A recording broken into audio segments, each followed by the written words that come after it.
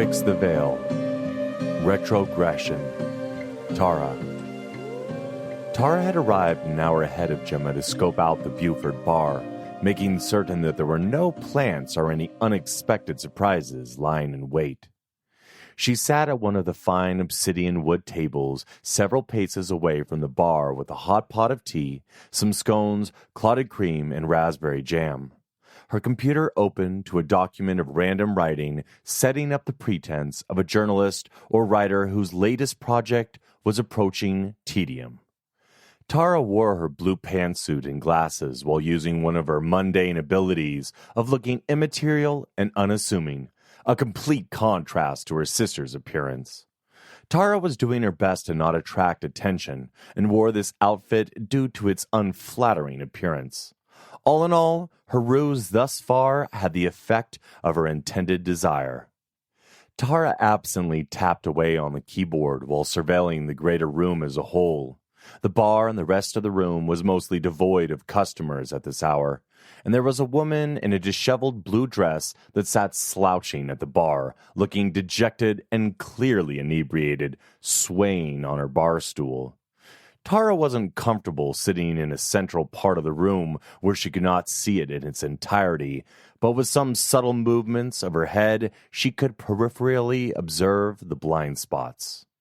The only other patrons present were a couple several tables behind her, quietly engrossed in an argument about some trivial matter whose dysfunction was known only to them.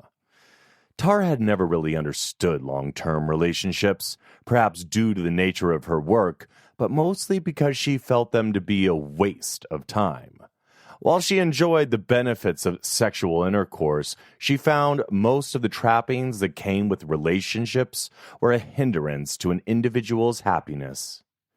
Tara also viewed relationships to be ridiculous, with most people choosing partners as a crutch for their own lack of personal integrity and self-confidence. Not to say all relationships turn out this way, but from her observation and experience, this was often the case.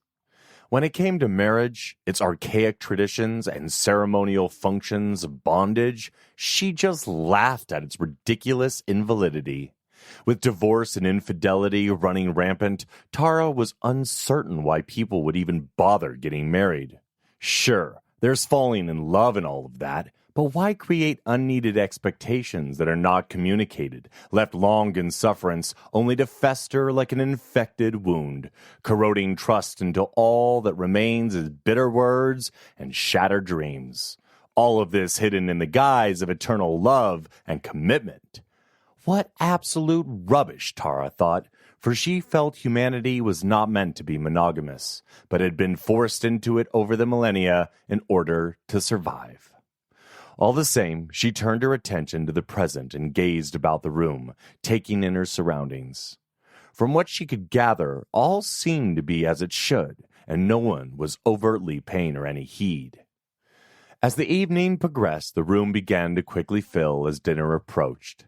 Tara's previous companions, the couple, left with a disgruntled compromise lingering on their lips, and the drunken woman at the end of the bar was cut off and escorted to her room.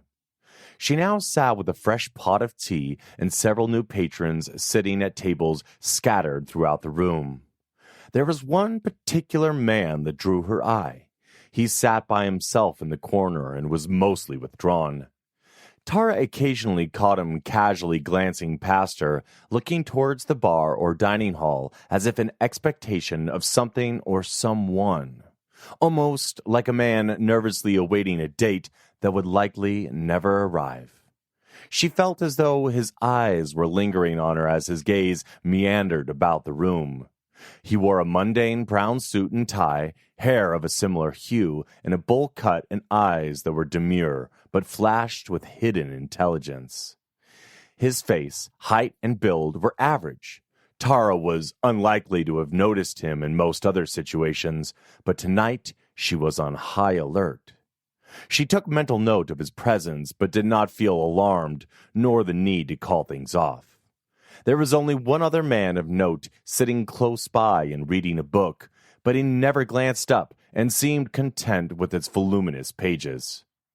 Her senses told her he was of no great concern, yet she couldn't help feeling uneasy and somewhat disconcerted.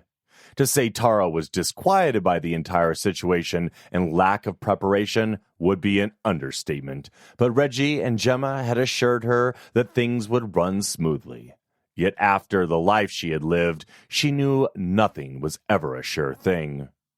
It was at that moment that Gemma entered the room, drawing the attention of many, their eyes following as she took her place at the bar.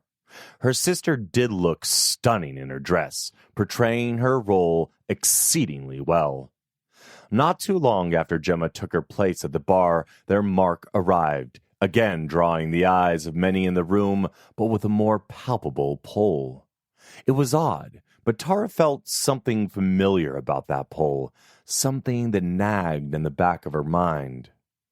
Tara glanced around the room again as Mr. Jennings made his way to the bar, but as before, nothing appeared out of place.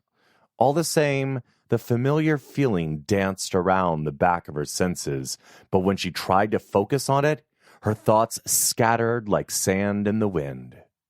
She inwardly shook herself and focused her senses on the task at hand.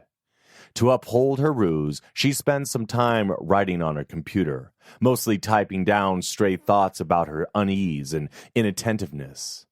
The evening progressed, and Gemma left the bar with her Mark and made her way into the dining room. Time shuffled forward with many people coming and going from the bar area, yet the two men she had made note of earlier remained. Waiters would refresh their drinks and bring them food, but other than to visit the latrine, they mostly kept to themselves. The one closest to her continued to innocuously read his book, frequently turning its pages. Meanwhile, the man in the brown suit in the far corner had ceased his longing looks, pulled out a laptop, and appeared engrossed with the contents of its screen. On one of her several visits to the bathroom, Tara snuck a glance at what he was working on. As she did, the scent of sandalwood gently drifted into her nostrils, but she was only able to glimpse what looked to be pictures of old stone circles and close-ups of seemingly ancient writings. She looked away quickly, concerned she may draw attention to herself, but Tara could tell she was in the clear. Finally, Gemma returned, passing through the doorway that led into the hall, her shadow cloak obfuscating her presence. Most who would look in Gemma's direction would find their gaze quickly sliding from her without registering her presence. Acting as a visual deterrent, her shadow cloak prevented anyone from intently focusing on her. She moved like a whisper of a memory, inefficacious and quickly forgotten. Tara was able to see beyond the illusion and watched her approach, maintaining her casual demeanor and keeping her eyes affixed to the screen in front of her. From the far corner of the room, she saw the man in the brown suit and glasses making his way towards her table, likely en route to the bathroom. Tara cursed inwardly as she realized the man was on a collision course with Gemma. Tara tensed, eyes momentarily widening as her breath came to a stop. At the last minute, Gemma sidestepped, stumbling in front of her as she smoothly placed a glass on the table while simultaneously sliding the thumb drive under her napkin. Tara couldn't help but admire her sister's quick use of distraction, but spared no time in covertly using her innate earth powers to absorb organic matter from the exterior of the glass and manipulate its shape.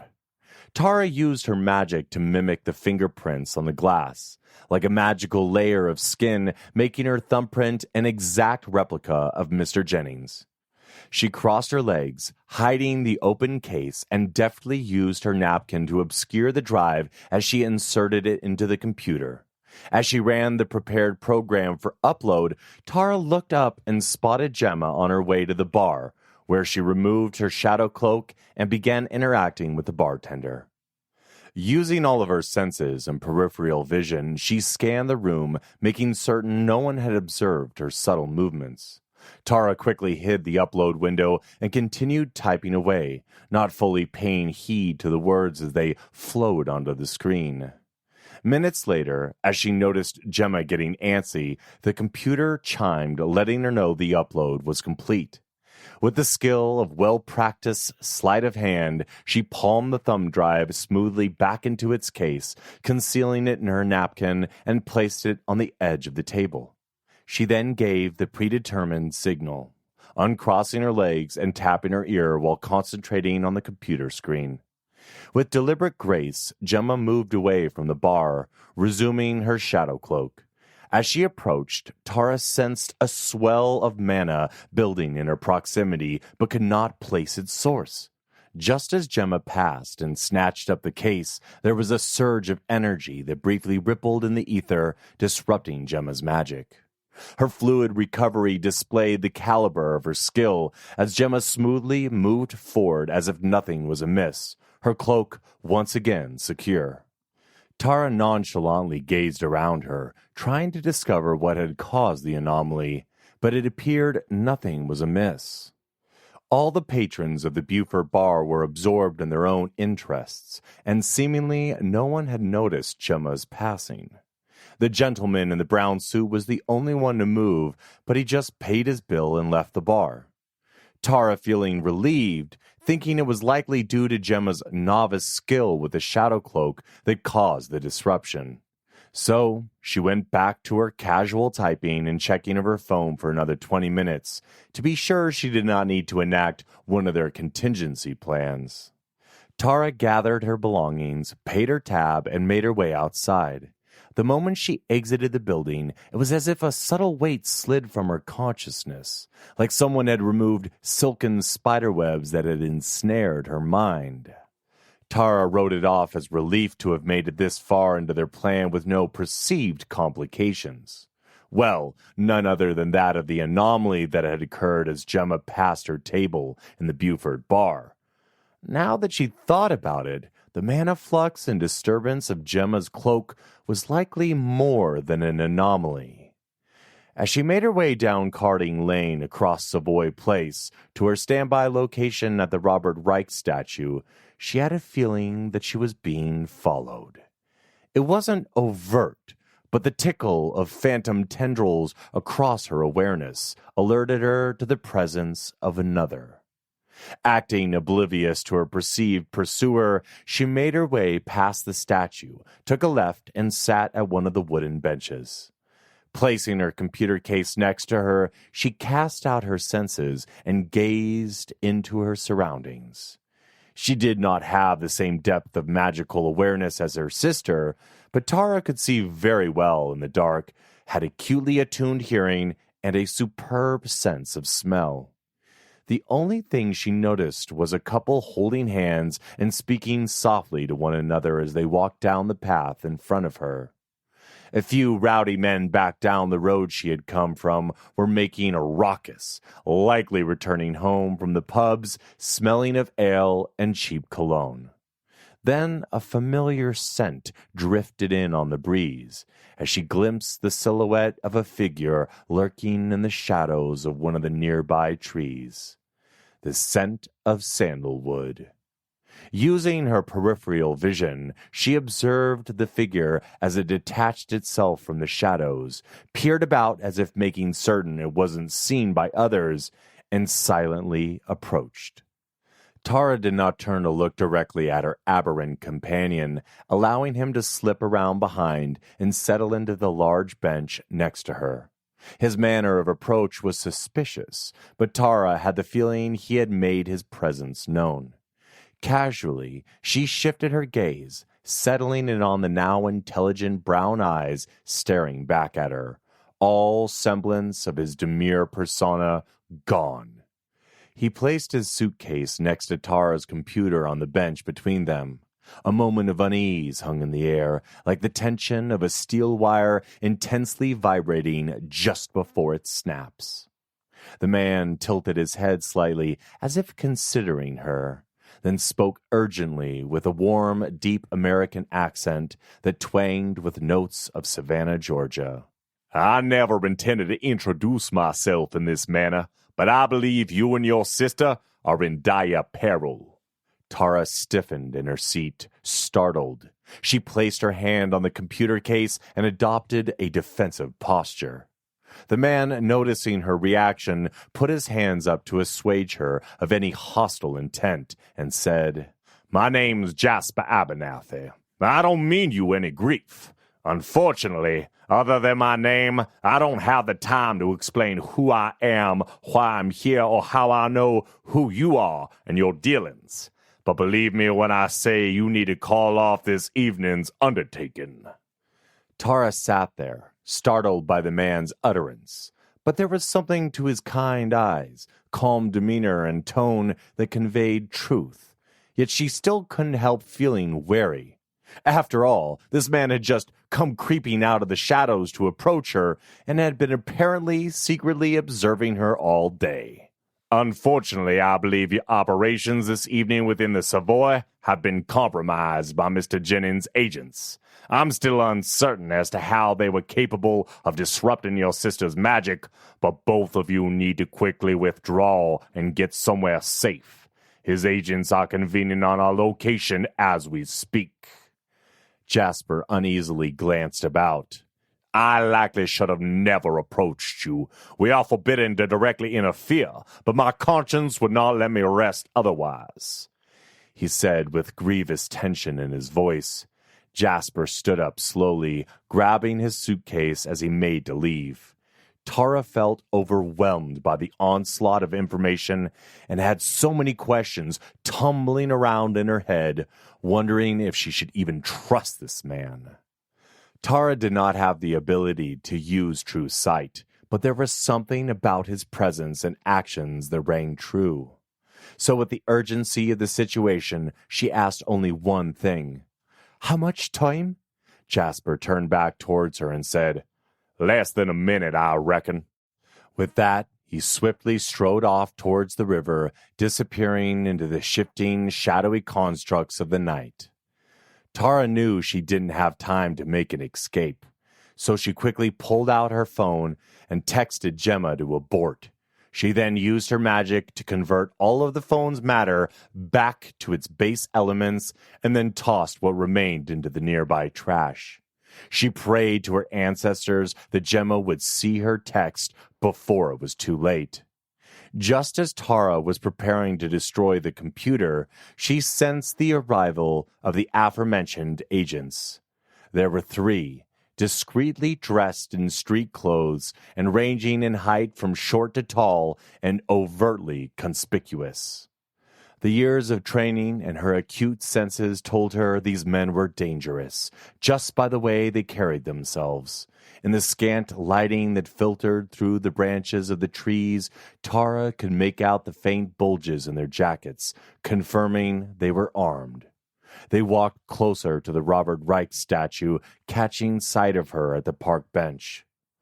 Tara quickly snapped the clasp of the computer case closed and slung it over her shoulder, getting ready to casually walk in the opposite direction of the 3 men. As she turned to leave, she came face to face with another familiar visage. It was the man who had been sitting at the table quietly reading his book, who now stood staring at Tara with truculent intent. Tara cursed inwardly, wondering just how he had gotten so close without her sensing him, and how he had been able to disrupt Gemma's magic. Tara had no doubt that is exactly what had happened in the Beaufort bar when Gemma's shadow cloak had shimmered for that brief moment. This wasn't the time for questions or personal beratement, so Tara took that moment to prepare for combat. Calling her earth magic forth, she pulled the mana up from the ground into herself, strengthening her body, increasing her agility and reflexes. The magic coursed through her body like water through the roots of a tree. Tara's senses flared, fracturing that second into many moments. She could feel the heartbeats of the 4 men surrounding her increase as they prepared to strike. She could smell the rich scent of moss, soil, and foliage from the nearby park, as well as the dusky scent of the asphalt streets. She could feel the vibrance of the trees and shrubberies as they sang of the life coursing through them, despite their slumbering stasis.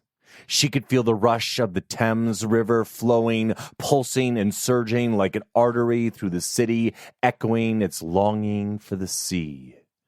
Tara deeply drew on the mana, allowing the energy to flow into her, becoming the conduit for its release.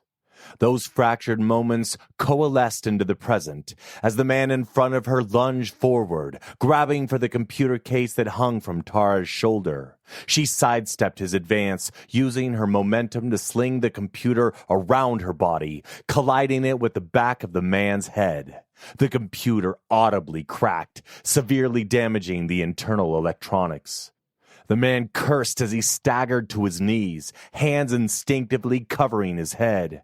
Confirming he had been sufficiently stunned by the blow, Tara came about, facing the four men. The three that had been behind her rushed forward with trained precision. The first to arrive was the shortest of the three, with a long beard and stocky features. He pulled out a telescoping baton as he advanced. Tara heard its segments snap into place as he swung it towards her head. She deftly dodged the strike while moving inside his guard and brought her elbow up into the shelf of his jaw. His teeth snapped shut with a grunt as the man fell backwards, dropping the baton in his descent. Tara swiftly spun, snatching the baton out of the air and bringing it about as the other two men closed in on her. In a simultaneous movement, she slammed it into the lanky man's ribs and heard a satisfying crack, causing him to stagger into the mid-sized man on his approach.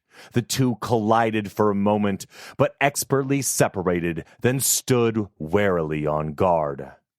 Tara breathed easily, stepped back, tossed the computer on the bench she had just vacated, then reassessed her assailants.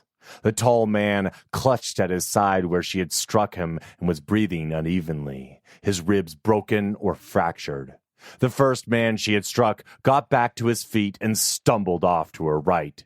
He glared at her with hatred. A faint hint of wariness glinted in his eyes.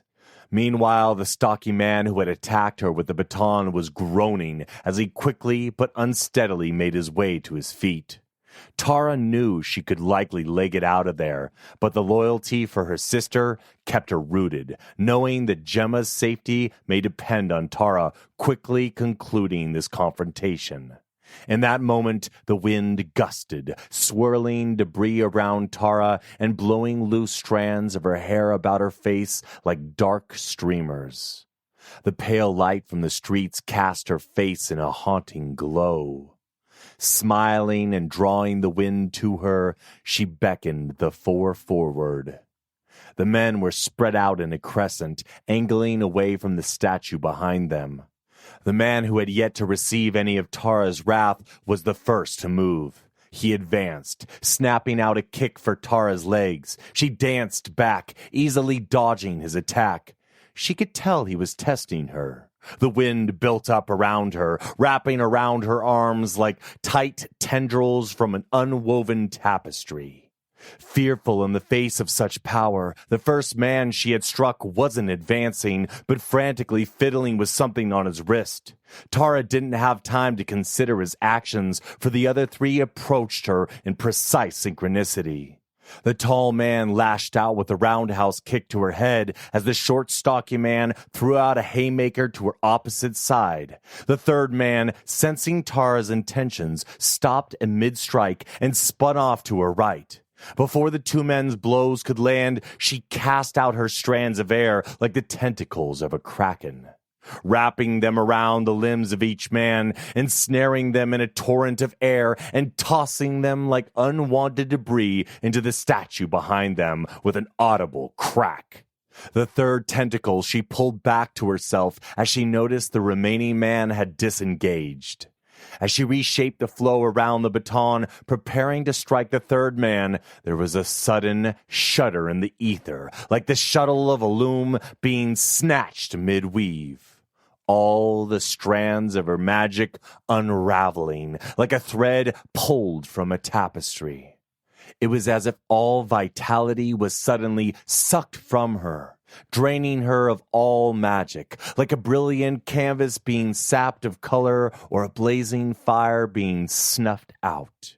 the ashes being the only memory. The wind ceased to obey her commands, and her fortified body weakened under the oppression of an unknown force. All of her heightened senses and awareness dulled as if all vibrance in the world had been drained from her. She dropped to her knees as both the literal and figurative wind had been knocked from her. The baton slipped from her now cold fingers, clattering to the ground like a forgotten memory, resounding with the dull echo of her defeat. Tara's head swam as she vaguely noticed the third man pick up the baton, move behind her, then a dull pain flared in her head, followed by blackness. As Tara lay unconscious on the cold concrete, the four men gathered themselves with professional dignity. Relieved that their quarry was subdued, they took a moment to breathe, muttering amongst themselves of how feisty she was, and then properly secured Tara's hands and feet with oversized zip ties. Fortunately, their combat, although rough and fantastical, had been reasonably brief and had not attracted undue attention. There were a few curious onlookers that had been drawn by the sounds of the confrontation, yet none had witnessed the more magical aspects. Most punters don't generally want to get involved with such matters, so they were easily deterred by the flashing of fake badges and brisk words, assuring them that all was in hand. One of Tara's assailants was sent back to the Savoy to retrieve a wheelchair, a blanket, and a hat. He returned promptly, followed by the waddling presence of Gerald the butler. He placed Tara and her computer in the wheelchair, tucking the blanket around her so her bonds were concealed, and finishing the disguise with a red woman's long-brimmed derby hat that covered her face and blood-stained head. With Tara disguised in such a fashion, the five men made their way back to the Savoy. Gerald took the lead, pushing Tara along as if she were an old woman returning from a brisk outing for a breath of fresh air. The other four men lingered behind so as to not draw too much attention to the figure in the wheelchair. They made it back into the hotel, up the elevator to the 5th floor, where they approached room 502 and stopped at what appeared to be a blank space in the wall. The short, stocky man with a graying ginger beard peered about, grinning conspiratorially. Feeling satisfied no one was approaching, he withdrew a small golden key engraved with runic symbols. It began to glimmer as he drew it close to the blank wall. As the key neared, lines of blue and gold sprung forth as if an invisible hand traced out the lines of an ornate, glowing door and small keyhole.